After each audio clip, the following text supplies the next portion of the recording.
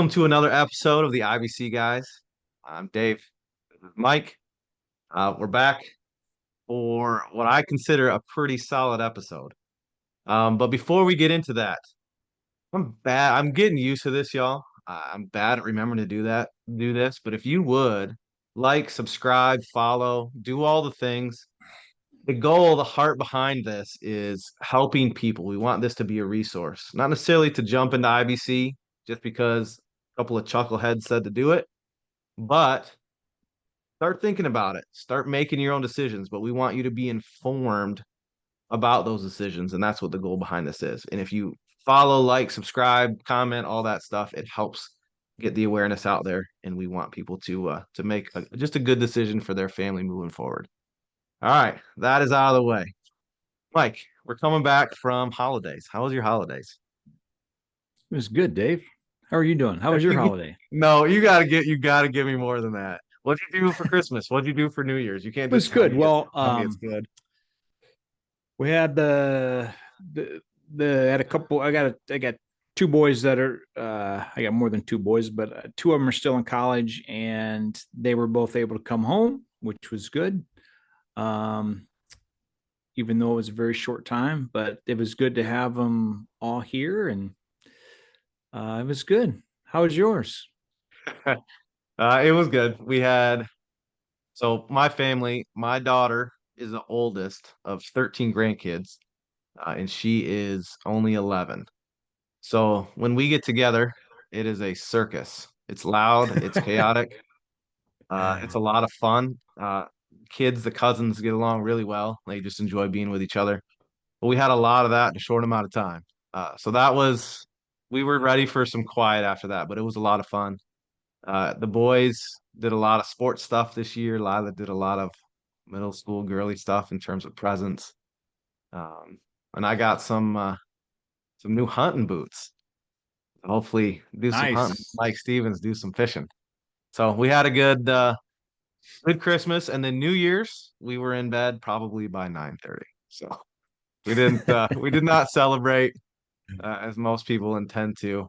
I think we always have the goal, Mike, of staying up till midnight, and then the night of we're too tired. So didn't happen this year. So I don't know if you and your wife did, but we didn't.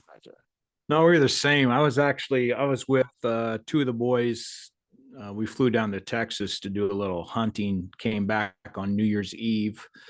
So from getting up super early, that was on a Tuesday, getting up super early Tuesday to hunt, and then packing up, heading to the airport, flying home. We ended up getting back here, 8, 9 o'clock. And yeah, like you, I was You're snoring, by huh? 10:30. I was in bed. So You want to nothing. tell everybody what you were hunting? Do you feel comfortable doing that? What were you hunting? We were doing some hog hunting. Hog hunting. So Mike sent me some pictures of some big old pigs Hopefully laying on the ground. They were big old boys. So So it was fun. It's fun to do with my boys. So it yeah, was nice to get out of the Minnesota. I mean, it's cold. It's colder in Minnesota than it is in Michigan. And it's it was cold in Michigan. cold. We hunted on Monday. It was 94 degrees in Yeah. South Texas, So my and I'm it's sorry, I cut you off. I don't know, it's like 10 degrees Yeah. here. I'm in Minnesota, so it's That's what cold here. I was Still just cold. I was pointing at my computer. It says it's 19 out right now. So I'm glad you got a little sunshine in. But I'm gonna get us back on track. Purpose of why we're here today. Everything's related to IBC, but we want to discuss the idea savings versus investing. And there's purpose behind this. But the reason we bring this topic up is because it often comes up in a question that's asked of us in related to IBC. So I'm a former teacher. I think I've shared that in previous episodes. So Mike just kind of smiles and nods when I get into teacher mode. I try and lay things out logically, what's called a learning progression, to hopefully have people follow as best as they can along our thinking. So I want to come up with some definitions first and foremost for what saving is and investing is. So those two things.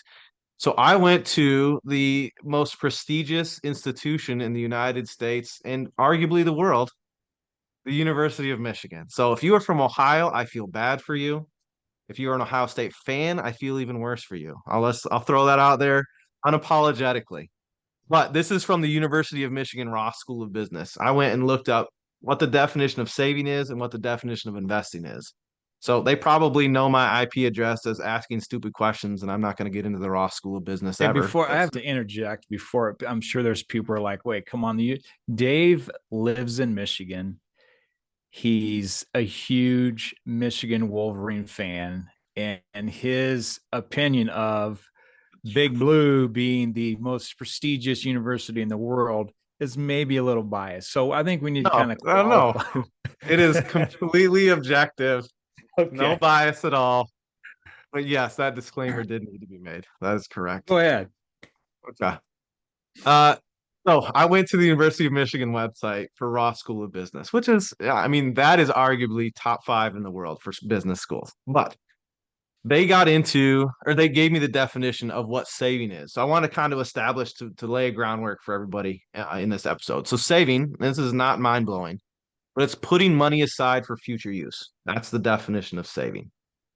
The definition of investing is the use of money or other assets to generate future income or capital gains. So, Mike and I even had a discussion prior to jumping on. You can add or take away a lot from both of those. But the reason I set those out there is because and I think we both agree, I would argue that those two things are often confused. Is it saving or is it investing? And I guess I would ask as we get into this episode, if you can start marinating on that thought, is what I do with my money, is it saving or is it investing? And here I'm going to try and kind of bring home the point a little bit, and then we'll jump into where IBC falls into all this. Mike, I'm going to ask you to play the game with me. I set up a fun game. It's called Is It Okay, Saving or Is It Investing? Okay. So you got to, the ready. thing is, you got to give me your first response. Okay. Is it savings or is it investing? A shoebox under your bed full of money. Is that saving or is that investing? Saving. Okay. The next one. If you were to put your money into a CD, is that saving or is that investing? Saving. Okay. The next one, a Roth IRA. Is that saving or investing? That's investing. Okay. The last one is buying stock into a new startup tech company. That's very risky investing. Yeah. Well, this is kind of the point, and this is what I wanted to bring up. If you right in the middle between CD and Roth IRA decided to switch from saving to investing. Now, I think very logically argue that if I put my money into a CD, I'm making interest. It's bringing me back money when that CD matures. So is that not investing? So that's a rhetorical question right now, but the point in asking it is I think this often gets confused. Is it investing and is it savings or vice versa? Is it savings? Is it investing? Either way. In kind of my opinion, and I'm going to ask you to pipe in because I've been doing a lot of talking. My opinion is it depends on your risk tolerance. Where's your risk threshold in using your money? Would you agree with that or disagree with that in determining what savings versus investing? Yeah, I think where people generally, well, first of all, I think people throw those two together. I don't think they differentiate between savings and investing. I think Okay. that people, typically most Americans, I think, contribute to a qualified plan through their W-2 job, and they think that's saving for the future, saving for retirement. You hear people say, "Oh, I lost my life savings when the market crashed in 2008."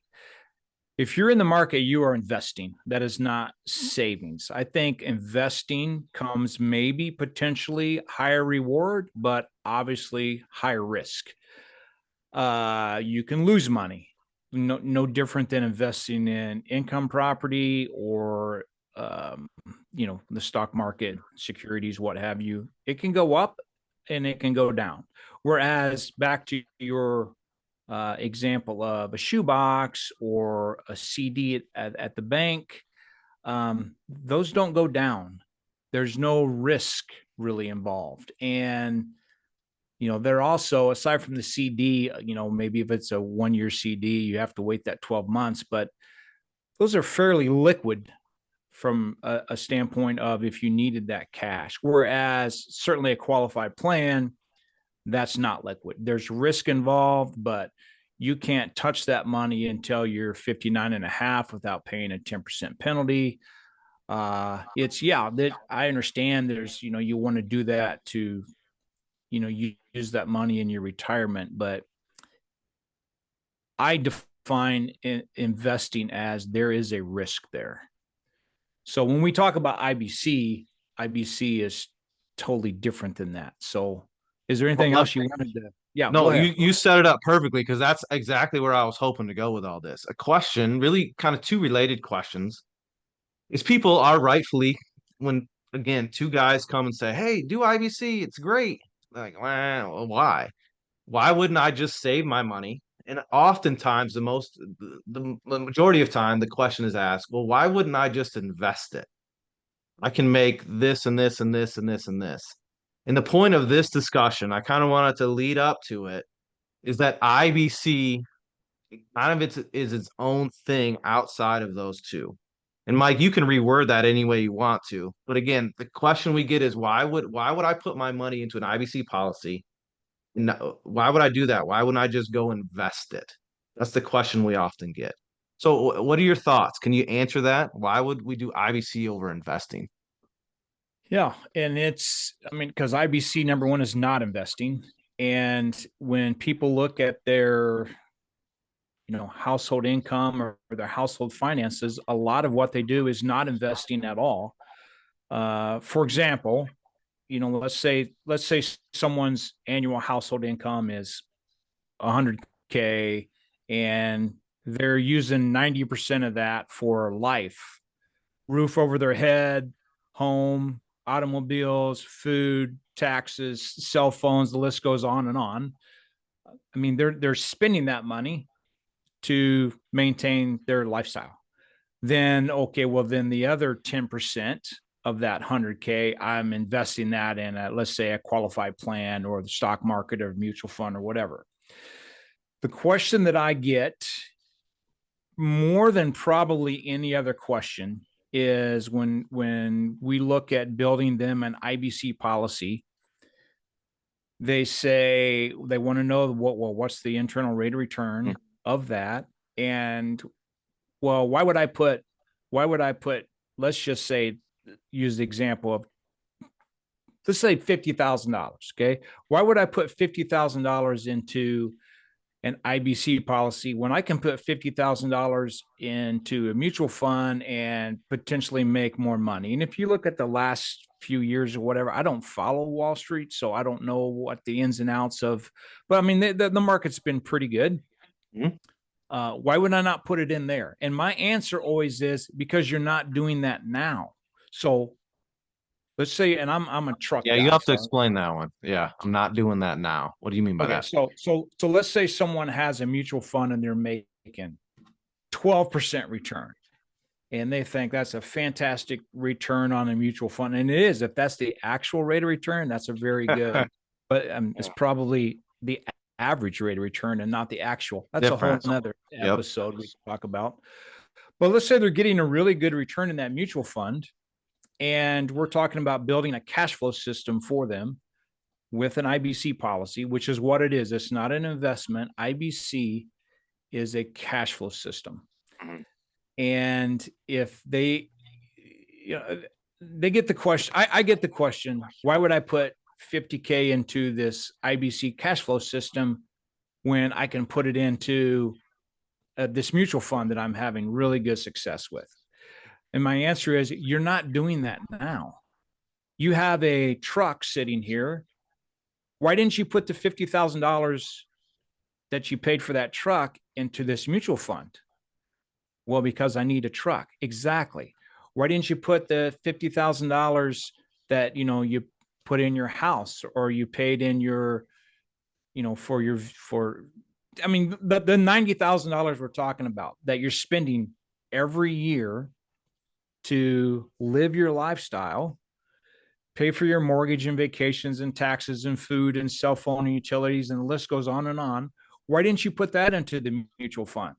You're going to make way more money. You're losing money. That money is leaving your household and your family forever.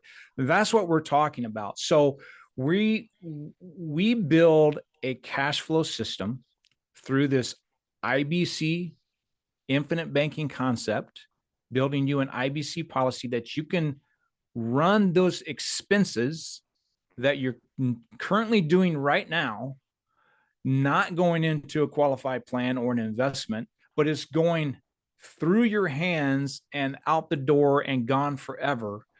We're looking at accumulating capital, cash, kind of saving inside of this IBC policy to where you can do the same thing on running this money through your household, but recouping that money.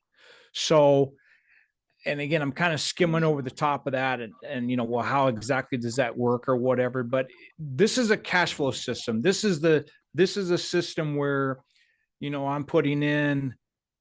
I run X amount through my checkbook a year that I pay on, food or cars or houses, taxes, whatever. This is just adding another step. Instead of putting it into your checkbook, we're putting it into this IBC policy first, and then turning around and putting it into your checkbook, and then going out and spending it on life. So it's a cash flow system. It's another step into what you're already currently doing. So when I talk with people, initially until they understand, like, here's how it works. This is a cash flow system. They don't ask like, well, if I put $1,000 into my checkbook that I'm going to use to, pay bills this month or live life this month, they don't ask like, well, wait, what's the return in my checkbook? Why would I put that money in my checkbook instead of putting in this mutual fund? That's the question, because you have to live on something. So usually that's probably the number one question I get on building these policies, is because this does have it's a lot of advantages that this has, way better than your checkbook. On guaranteed internal rate of return. Yes, there is a death benefit. There's tax-free implications with that. There's lots of advantages, not to mention recouping everything that you run through there uninterrupted over growth. time. Yeah.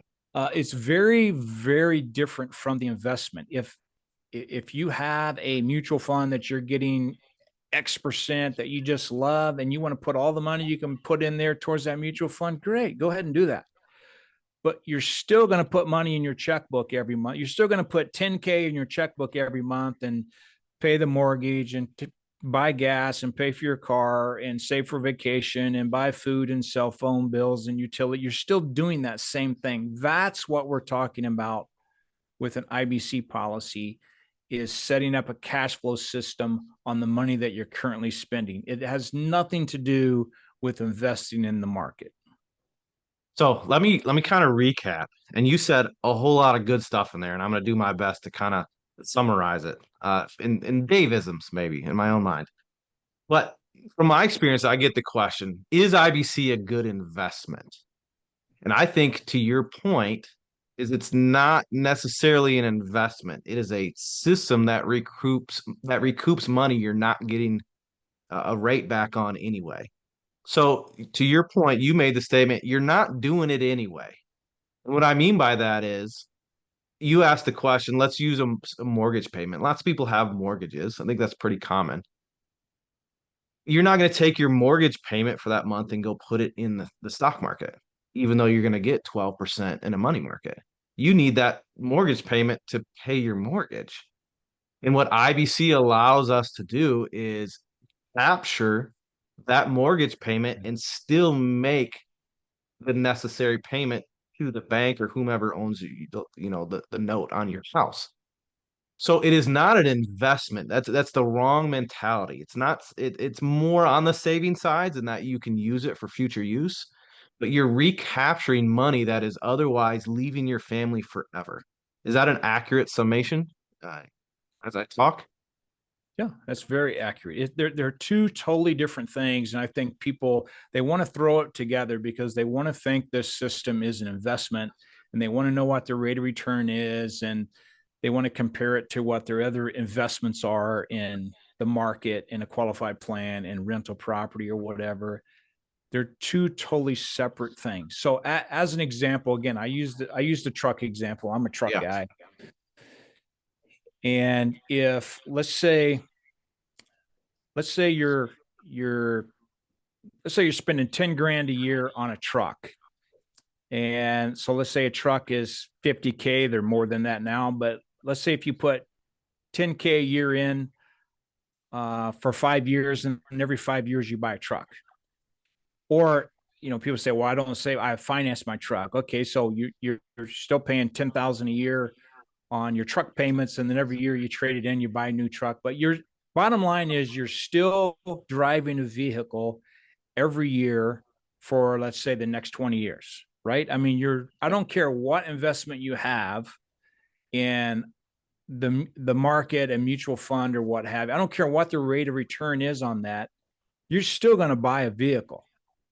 If you're getting 20% return on a mutual fund, are you going to stop driving and sell your house and stop eating and put all your money into this great mutual fund? No, we're talking about the money that you're currently already spending, that's running through your family's checkbook, that you're not putting in this investment. This is not an investment.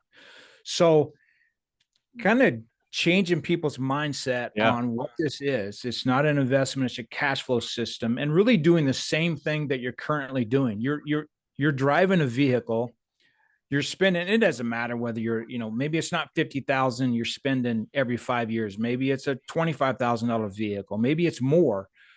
But whatever the vehicle it is, just to use a vehicle, because everyone is driving a vehicle, whatever that is, you're already spending that money.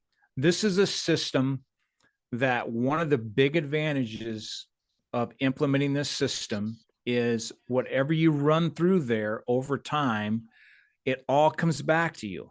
You can recoup It's all that crazy. money that Yeah. you're already spending.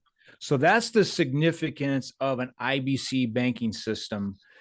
Has nothing to do with an investment. So that's a conversation that I have with pretty Yeah. much every new client, is when we look at how to build this system and how much to start contributing and building up cash inside of this system to where you can use it and take advantage of it, their mind almost always goes to, well, why would I do that instead of putting it into this great mutual fund that my brother-in-law is managing or told me about? And like, why would I do that?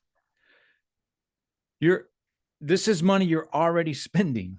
So it's kind of shifting that mindset to Yeah. that a cash flow system and not an investment. Well, not to reiterate what you just said, but to give a different example, I just helped. I shared this in a episode we just recorded. But I'm working with a gentleman. He is running his company's cell phone bill through IBC. $150 a month. That's it. It's as simple as that. But after the end of the year, he's going to have $1,800 in an account making dividends and interest, and he still paid his cell phone bill.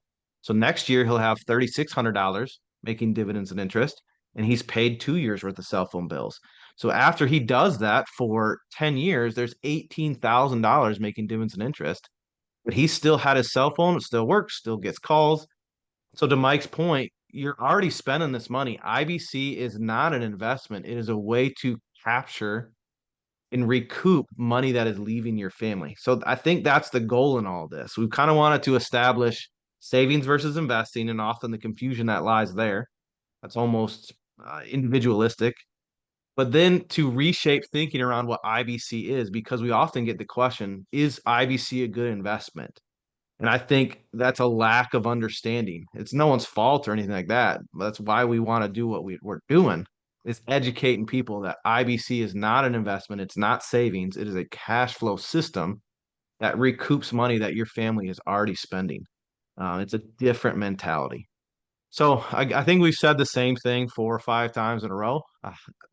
Hopefully that's good education. Hopefully one of those examples resonated with people. But anything else you want to add to that, Mike? Anything that you think we've missed in kind of that line of thinking? I don't think so, but I mean, I know it is a very valid question that people have, and their mind typically goes to, the rate of return. This is a this this IBC concept is a very different, unique concept, and it's very tough for people to finally get their mind wrapped around it as to how it works and the benefits of it and exactly what it is. So, but that's part of what we do is, when we talk with clients is help them kind of through that thought process and understanding it, and then helping them decide like how big of a system they want to start with. And it doesn't matter, you can start wherever you want to start, and then that's what we do is we help you do that. And if you have further questions, Dave, where do they need to go? Well, I'm gonna get that to the end. I did have one more thought, but I will say that because I forgot last time and I got hammered. Not by Mike, but we got people helping us with this, and you gotta tell them. So anyway, a question you often ask and that you often remind me to ask people is, you can use anything really kind of in your life, but I'll use my family's food bill, our grocery bill. What rate of return am I getting on my grocery bill? And that almost doesn't compute. Like, why would I get a rate of return when I go out to Costco and buy groceries? Why would you ask me that question? But that is exactly what IBC does. You're going to go spend that money anyway. IBC gives you a way to capture that money you're already going to spend.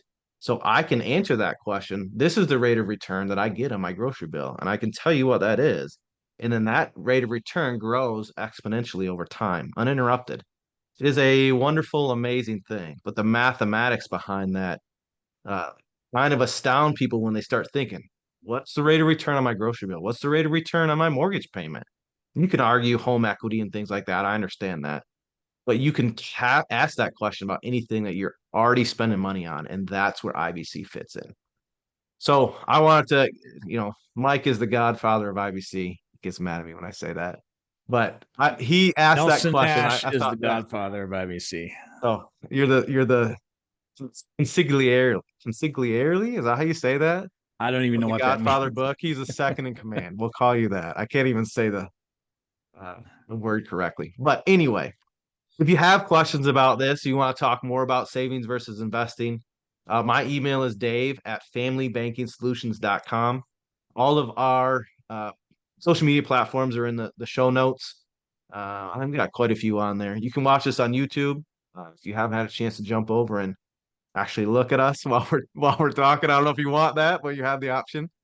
But yeah, we'd love to talk with you. Just give us a shout. That's probably the best way to get in contact with us is email. Mike's is mike@familybankingsolutions.com if you want to talk with him as well. I appreciate you joining in. We're going to look forward to doing another one, but thanks for spending the time now. We'll catch you soon on the next episode.